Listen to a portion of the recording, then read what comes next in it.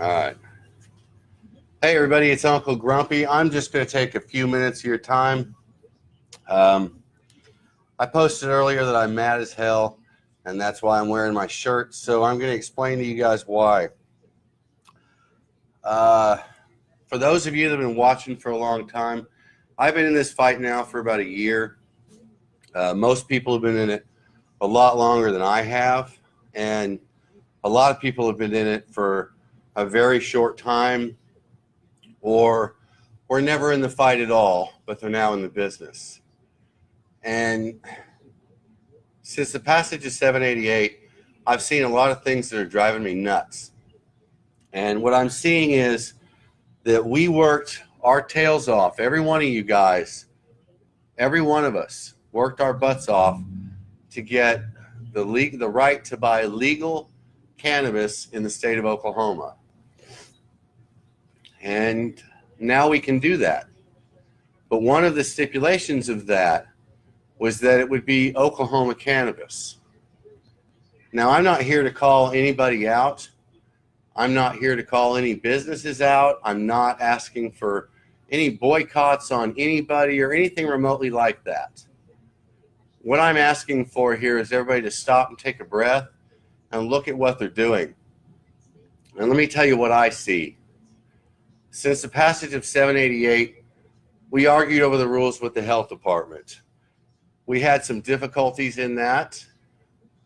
They tried to overreach, and then that was followed up by what we now have, which is, as I've stated before, somewhat like the Wild West. But it does come with some rules.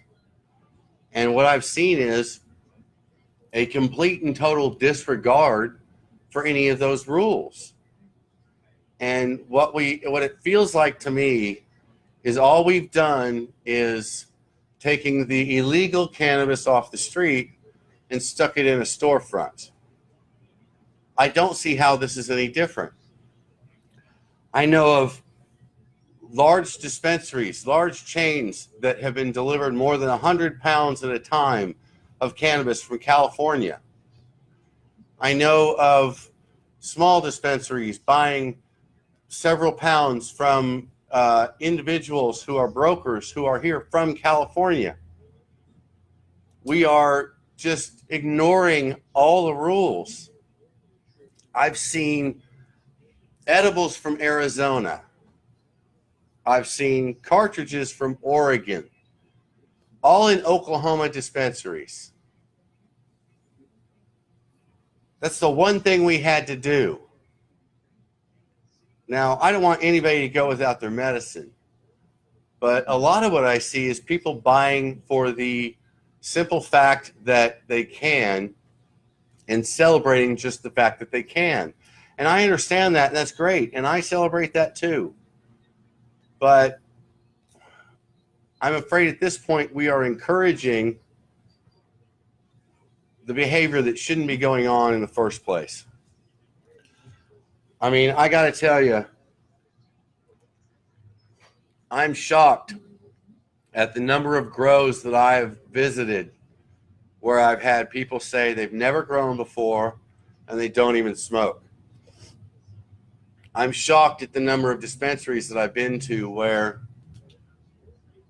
they weren't even for it until it was legal and they saw a business opportunity. It seems we forgot where we started. I mean, it's really starting to drive me nuts. You know, I've heard 2 dispensary owners in the last week tell me that they've checked prices all over the rest of the country and that we are somewhere in that same price range. Yet, those dispensary owners don't have to meet any of the regulations yet that they have to meet in other states like California, which we all know is overregulated. But there's got to be a line somewhere in the middle. And yet the profit margin is just, it's unlike anything else I've seen. At about 454 grams in a pound at $15 a gram, that's $6,803. at $15 a gram, $6,803. I'm hearing complaints that they have to pay $2,500 or $3,000 for a pound. And that somehow justifies $20 or $25 a gram. At $20 a gram, that's $9,071. At $25 a gram, that's $11,339 on a $3,000 pound.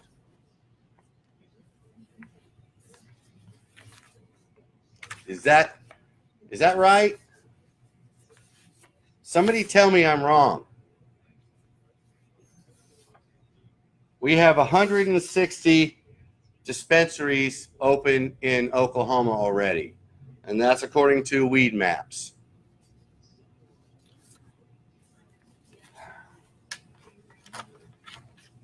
$63 of those are in Oklahoma City. 22 of those are in Tulsa. Those are just the two biggest cities with the most.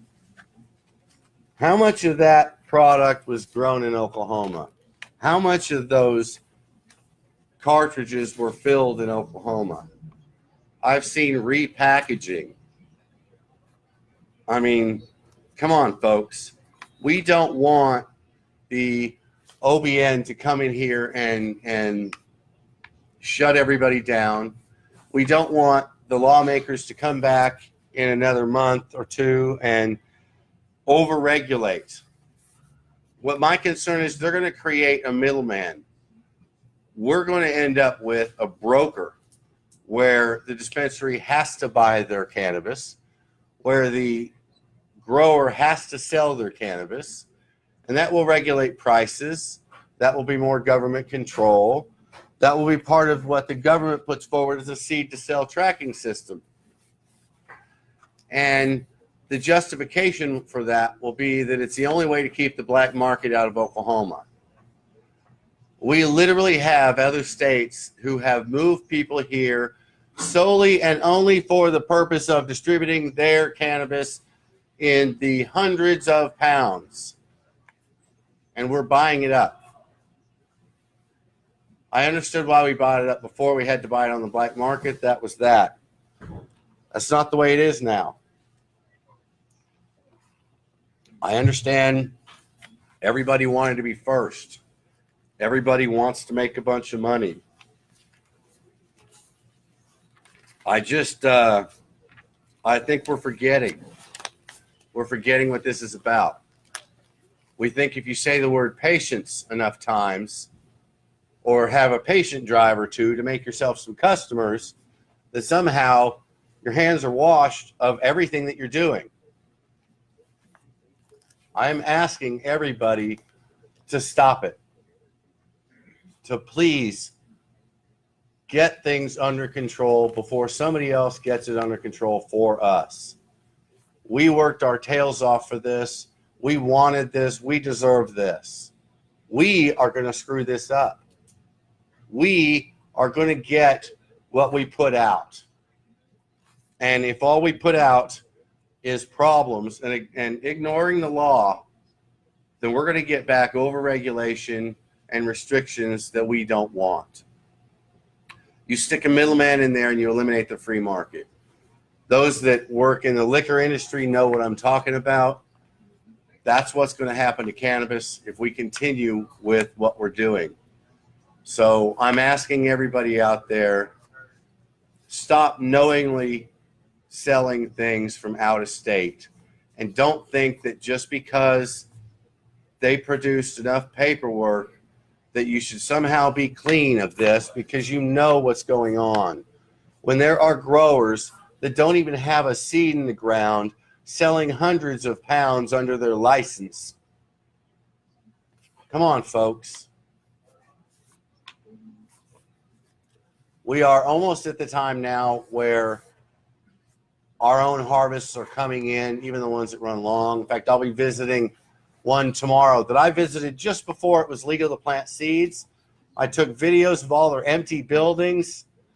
I spent hours talking to them. I had a great time. I'm returning tomorrow. They're on day 2 of their first harvest. I look forward to seeing where their cannabis ends up. I look forward to purchasing that. That's the medicine I look forward to. I hope you guys will start to consider the same. I realize I'm not. Look, I'm just another guy. I don't have a right to say any of this, but I'm going to say it anyway. So, you can do with that what you want. I think we need to stop what we're doing and rethink this before somebody does it for us. Now, I had this printed out just to show you a little bit of what I get. A lot of us probably get this that have gone to Colorado to get medicine in the past. This is our weekly sale. It comes in a text on my phone. $15 wax and shatter grams. We're paying 55, 60, 50 minimum. Why? What's going on, folks? Okay, well, I probably pissed off a whole lot of people, but that's what I do. So there you go. Like I said, I'm not here to call anybody out. I am not mentioning any stores by name. I've been all over the state. I've purchased stuff in a few places. I've seen stuff purchased in other places. Everything I'm talking about, I've seen firsthand. So you've seen this too. So let's quit pretending we don't see it, okay? Let's get this right. We did this for a reason.